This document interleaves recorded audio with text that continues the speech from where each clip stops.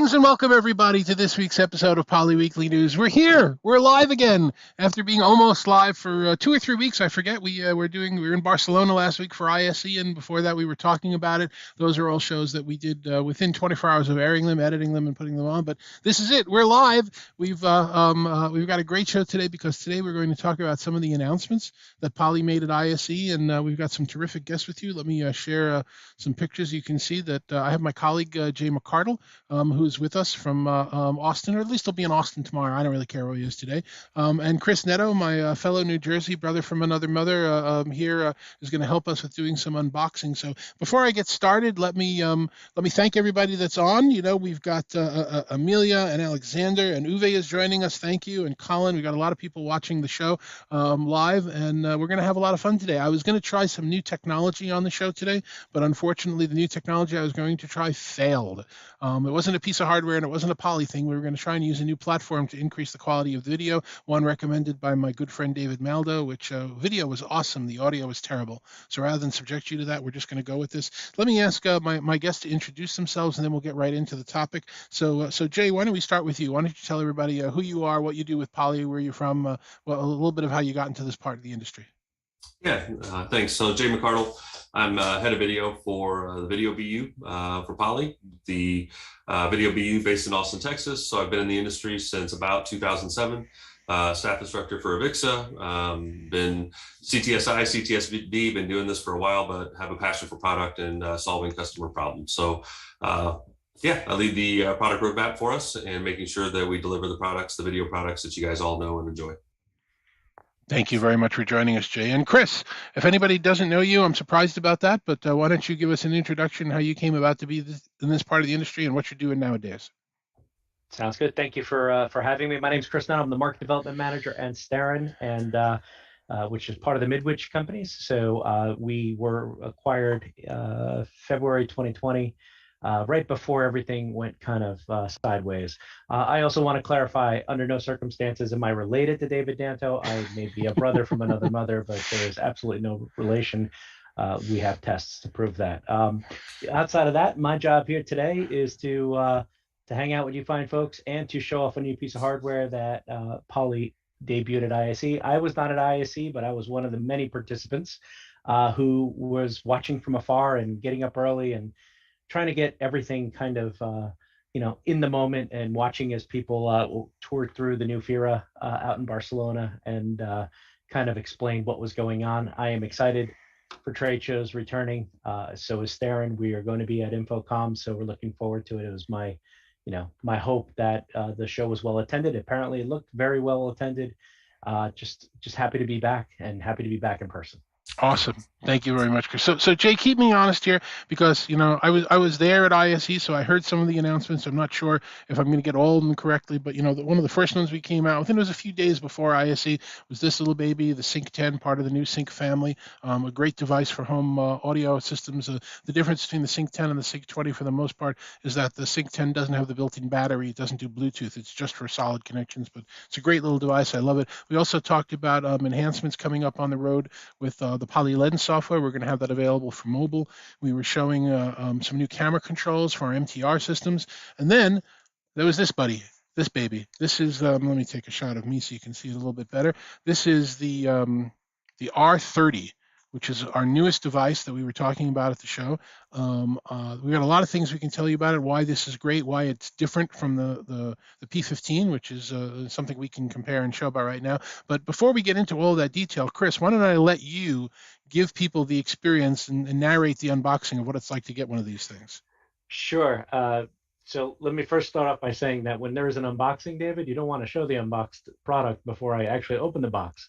You kind of took away the fun part, but I am going to switch cameras here if you guys will stay with me for a second. You jumped out and said surprise before the person walked in the door. Let's go. Well, no, the unboxing is the experience of what it's like to get one of these. It's not knowing what's in it. But, okay. But go ahead. All right.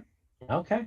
I'm with you. So here we go. I got my my R30 here. This arrived before I removed all packaging things, so you guys don't come to my house and ask me where it is and I want to borrow it. But this arrived before ISE, so I've been under kind of wraps with it, waiting for this actual moment. So let's go ahead and start popping this open and see what comes inside the box. All right. So as you open it, first thing you see, start here. Let's go right to Polly gives us this nice little coaster to play with, right? The usual quick start guide. Wait, hold it. Go back. What's on the coaster? What's on the coaster says start here, Polycom / lens. If you guys want to see that right there, that is the site that you need to go to download the software to make this happen. I know that because I have a Poly P15 here, and it comes with, that same software as which you use for the P15 to set it up. Right. That's actually a very important point. In order, these things come out, there are, I don't know, 30, 40, 80, 100 software updates between when we ship them and when you get them. So the first thing you need to do is go to Lens and make sure that you're running the latest version of firmware on the product. That's why that coaster's on top. Very nice. Very nice. Well, I'm going to let you guys do play-by-play. I'm just basically, the standard paperwork from the quick start guide to your warranty information. Obviously, this is what everybody came to see, but let's start with, pull this out. I was going to start with what's in the box behind it. When you pull out the R30, you got the lens cap. Remove the lens cap, remove the film from the camera. First thing out the back, you notice that this is a nice wider shot than what you would have, or the nice wider camera than you would have with the P15. Because if I was to bring out the P15, what most people are familiar with, there you have the comparison in the two. Yeah, so Very Jay, the lens on the R30 is 120 degree field of view as opposed to the P15, which is 90, correct? That's absolutely correct. That gets us into the small rooms, wanting to make sure that we can get everybody there. And so that sets us up for our director AI and camera production rules going forward so that we can start to do the features that you guys are looking for. Yeah. So, and the interesting thing about that, and when somebody asked me at ISE when we were showing it, what's the difference between the two devices? There are a whole bunch of differences, but in terms of picking the right one to use, I always like to use the Danto arm. I've used that for a number of different purposes right now. If you're sitting somewhere and you can touch the camera from where you're sitting, if you can go back, if you can literally touch it, then what you're talking about is a P15 application. That's what you're optimized for. But if you cannot touch the camera, if you're a little further away than that, if you're in a huddle room or a focus room and you have some more distance, that's where the R30 is an appropriate device to put in. Go ahead, Chris, keep going. So for the fellow nerds that are on the video call with us, yes, it's nice that we have the nice camera and the speakers that are hidden behind here. But let's get to the meat of what we actually want to see, which is what your ports and connections are.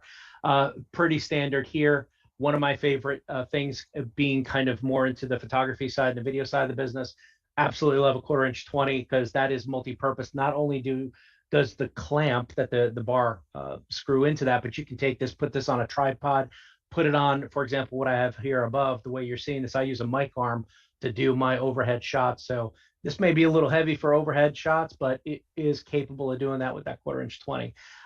Going into the ports on the bottom, you have your power, you have your USB-C, which is where the system is actually connected to. You have a Kensington lock. Then you have two additional ports here. These two additional ports are kind of to be used as USB extensions. Is that correct, Jay? Yeah, it's your USB hub. So you never have enough ports on your computer. So we wanted to make sure that if you wanted to connect your headset, USB dongle, any of those things, that we weren't taking away a port and then giving you nothing. So we wanted to use a port and then we'll give you two in return. That's a good deal. Not many people, you take one and give you two back. So usually it's the other way around. And let's make it clear while we're talking about ports, Jay, this is not a built-in codec. This is not one of our Studio X products. This is a USB product, right? Give us a little color on that. Yep. So absolutely. So this is USB only. So this is meant to be connected directly to a PC, directly to a compute. So for MTRO on Windows, for other products that you'll be hearing about and coming soon for us, but it is meant to be a USB connected only device. Okay. As I tear apart the rest of this stuff, I'm like, get on Christmas, because I want to get to back. This is the part that I want to see, because all the goodies are behind this closed door. So inside the packaging here, now that I'll move the R30 out of the way, you have your power cable and power cord, your power connector. That would be connected to the bottom of the R30. You have a very generous sized USB-C cable, and according to this, it is, it doesn't say, it's 5 meters long. So you got a 5-meter cable that came with it, right? You heard me talk about the mount. It does come with a mount. So here is the R30, and here is the mount. It's got another 1/4" 20, which allows you to mount this on top of a display, right? It's got the rubber backing on it, so to help to grip it a little bit. And you can go ahead and put this, which is another very thoughtful thing, considering most people do not think of this. There is a screw on the back that actually can be hand tightened as opposed to having to go run and find a screwdriver. It's the little things that I look for, Jay, so I appreciate that. The hand tightening of the screw is something that not everybody will have a screwdriver ready. And there you have it. Nothing else in the box. Everything is now completely taken out. And there is the R30, and I'll put that alongside the P15. And I'll even bring over the Sync 10 because it's not a Sync 10 show, but don't want to leave them out either.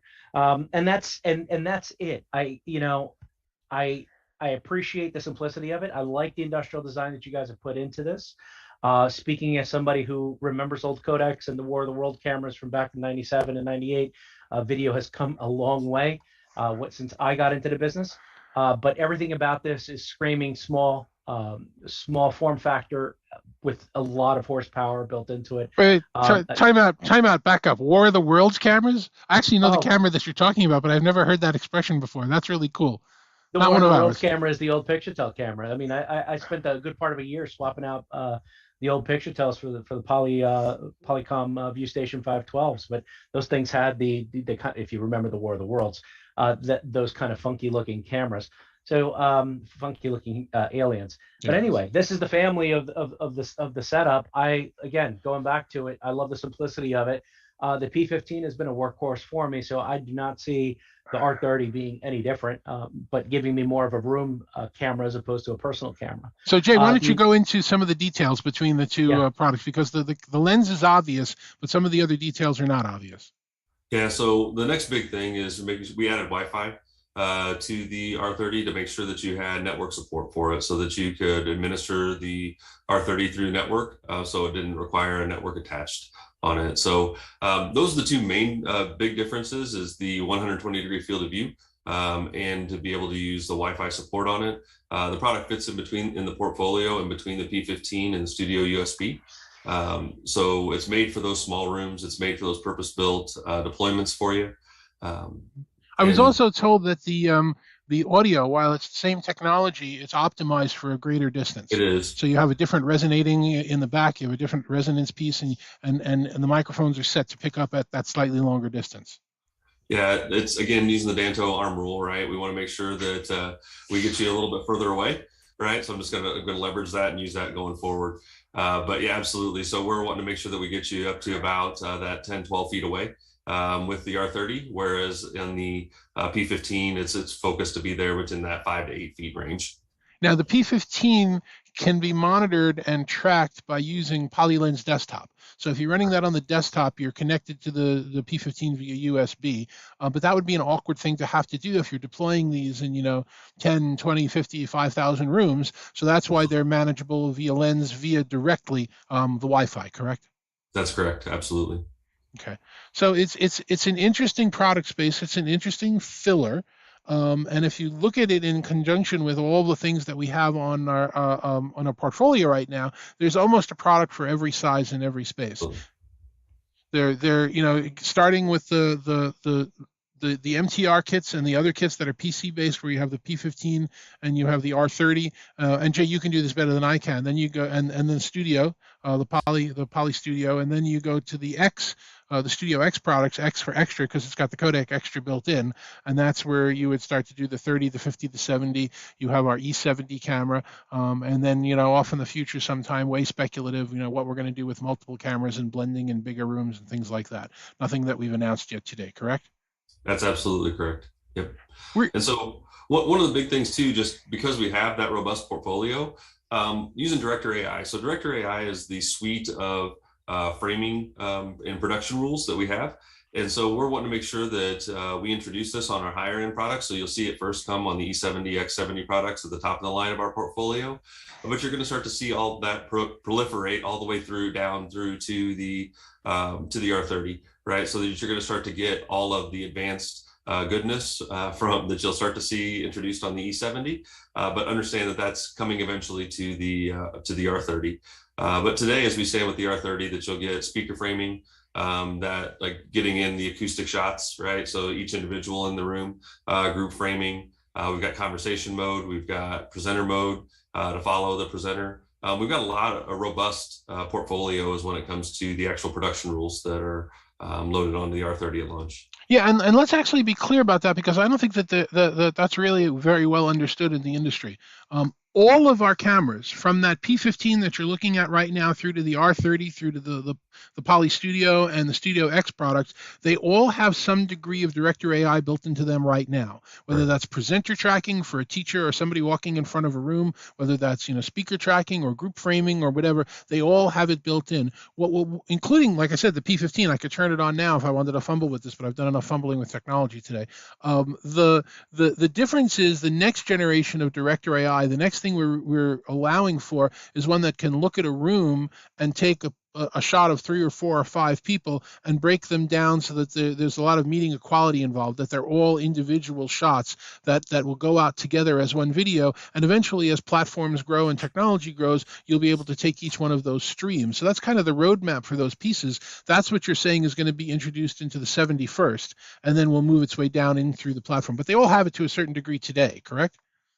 Yeah, we don't have people framing on the R30 today, but it will be coming as we start to get through the portfolio and make sure that we've got all the production rules and learn in the field, right? So that we're going through and testing and making sure that we continually update and improve all the algorithms. So you see that in every release. That's why it's important to connect a lens, because we want to make sure that you get the latest goodness from the production rules, from any of our advanced AI, ML, whether it be audio or video.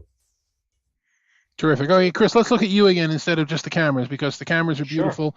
Sure. But let's get you in the conversation. I've unboxed it. I've stripped it down to pretty much nothing at this point. One of the things that you guys didn't bring up is probably one of your key features of this is the audio that comes out of these devices. The P15 has some great audio, and I'm sure it's continuing on based on the same setup in the R30. Definitely can handle anything that's going to be thrown your way. So there's really no need to go out and bring in that extra in a space of that size. Yeah. Flip it around, Chris. Show everybody that hole in the back. That's for audio resonance. That's to get a real good deep sound out of the unit. Yep, and I can attest that, at least with the P15. I can't wait to hook up the R30 and do that. Unfortunately, setting it up right now would probably just take a little too much time. Well, it can be done really quickly, but my computer is wacky. It has its bad days. I trust your hardware. I don't trust the computer that I'm currently using. So I'm going to switch over to my front camera and join you guys in the regular conversation. Thank you. We've all had a bit of a wacky technology day, having nothing to do with the products, and that's one of the reasons you would buy the Studio X30 as opposed to the Studio R30. If you didn't want to mess with your computer, you just plug it in, set it up, give it internet, and go. So let's talk about where we are physically right now. Chris and I are in New Jersey, but let's talk about where we are on the calendar. We just got back. I was at ISE. ISE was a very interesting show. It kind of felt the same way that it did when I was at NAB recently, and then CES to a lesser extent as well, where it wasn't so much about the technology being shown as it was being able to get back together with people, and whether that's appointments or just impromptu meetings. It was actually a really good experience. Now, while I was doing that in Barcelona, Chris, you were in Nashville, right? Absolutely. I was at the Cavlo Roadshow. Based out of Nashville. So as a distributor, we carry a bunch of different brands. We were, basically, Starin was at ISE. Let me correct that, because we're part of the Midwich group. We had a representative from Starin at. I got a picture with Jenny, so I know that we were there. Yes, we were definitely there, and but my responsibility was to work on the Nashville side. Nashville is an interesting town. It is a booming town, so it's one of those towns that has gotten a lot of people that have left New Jersey and California and New York. They're all running to Tennessee. So it's interesting that we happen to have a show there. So tell us what the show was like. Give us like a minute or two what you experienced there. It is your tabletop, ballroom show, right? You had about 30, 40 vendors there, and in a market that doesn't get a lot of roadshow activity. They were very, very happy to see, companies come through the door that they haven't seen in a while. So it was good to reach out to some of our integrated partners. It was a one-day event. So it was load in one day and get everything built. The following day, doors open. I had a panel that I moderated for education for IoT with some great people on that panel. BC Hatchett from HETMA was one of the featured panelists, as well as Kevin Potts from Coherent Design and Christy Mitchell. We went through and talked about what the latest and greatest and what things are happening in the education space. And similar to the R30 in that, and how I'm going to wrap this all back into one, is, the conversation around what is the small space. And, you guys started working on the R30. It wasn't something you started working on it, last week and came out to market with it. You guys had it originally probably pegged for huddle room, but what is a huddle room today? And I think that was one of the questions that came, and there was a lot of good hearty debate around what a huddle room is. Is it seats in the room? Is it people in the room? Is it the size of the room? What is that? And these categories are all shifting. From the design perspective, Kevin Potts, who did a lot of work with the UNLV, said, that it's what we knew prior to 2020 and what we know now is completely different. So with your director AI, with all that stuff coming into play, where people counting and knowing and kind of getting those analytics, they're going to be super important heading back. They were super important before, but I think people kind of were a little laxed. And now, they're going back to, well, everybody's going to come back and this is going to go back to the way it was. It's not. We've adopted a remote presence. We've adopted into business that you can have a working meeting from a undisclosed location like I am currently right now. Well, I'm in my house, but it's not my traditional studio setup that I have in my office. But yes, things are changing and we need to recognize that. And some of these new devices that are being announced both at ISE and stuff that possibly will be announced at Infocomm or shown at Infocomm are trying to fill in the gaps of where things have gone. Mm-hmm. And I think that the R30 is a prime example of something that could have been just relegated to a two-person conference room at one point. Now, you guys are adding the extra bit of that with the PolyLens and the director AI software that can take on a 6-person conference room if possibly. We're gonna push the boundaries of it, and I think that's what people are looking for.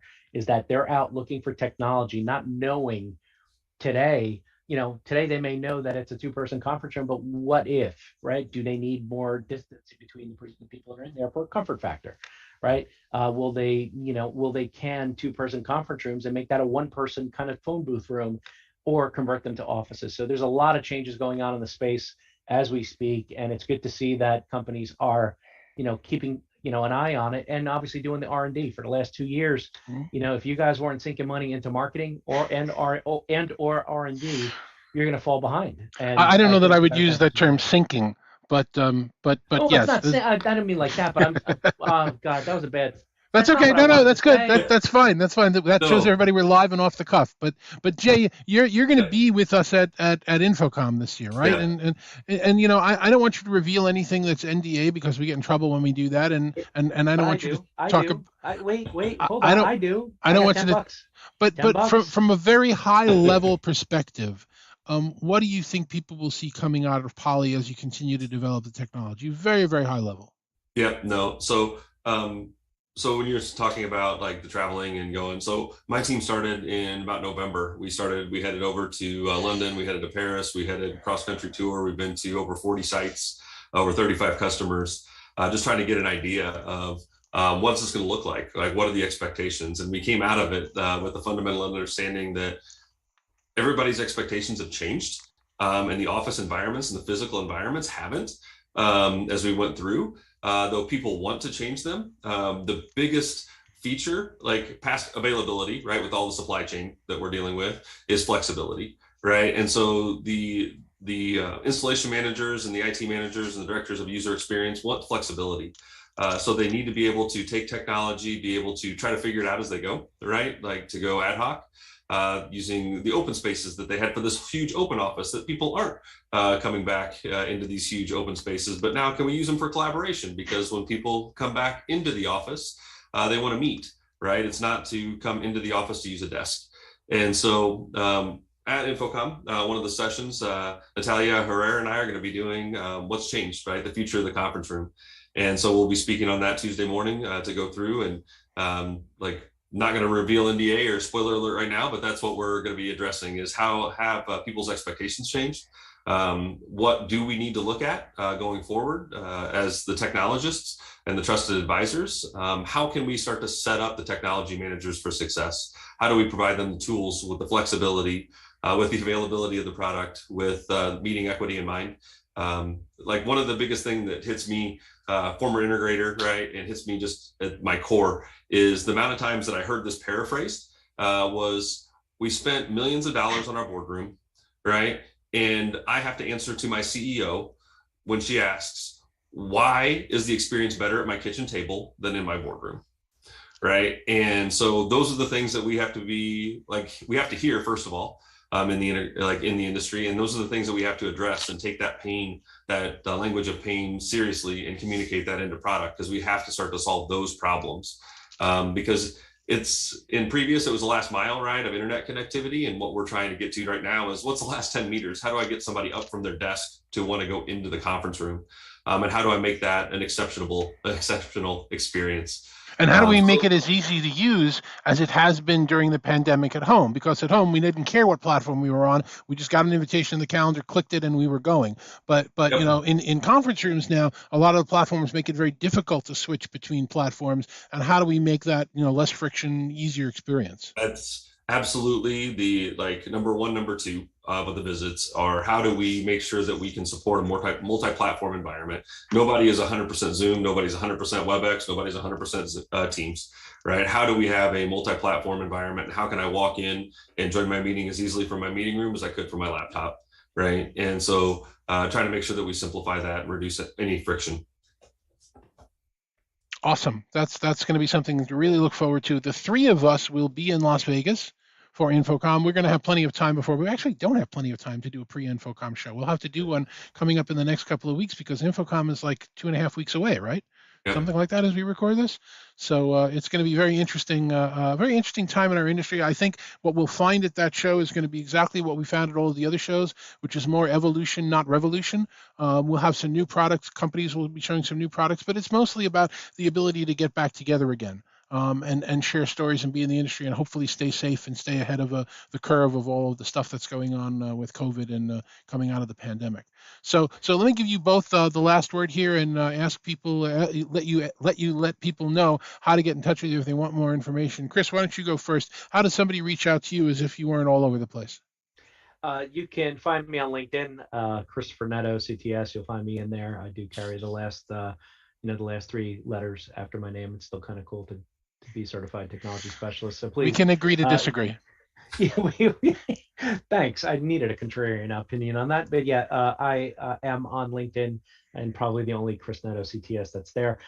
Twitter, Chris_Netto. That's where I do most of my damage, especially on Sundays, working the AV and the AM conversation, which yesterday we did our ISE, post-ISE hangover.